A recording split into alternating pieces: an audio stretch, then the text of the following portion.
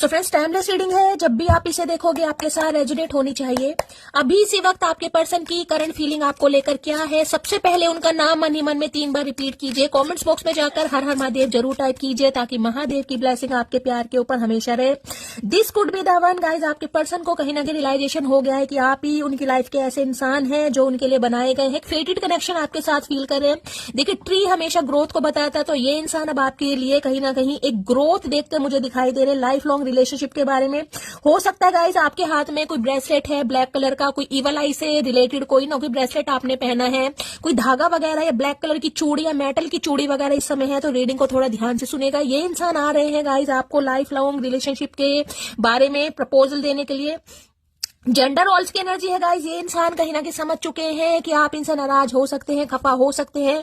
ये इंसान भी कहीं ना कहीं आपसे नाराज हो सकते हैं, खफा हो सकते हैं, लेकिन आपके बिना जी नहीं सकते। Awakening period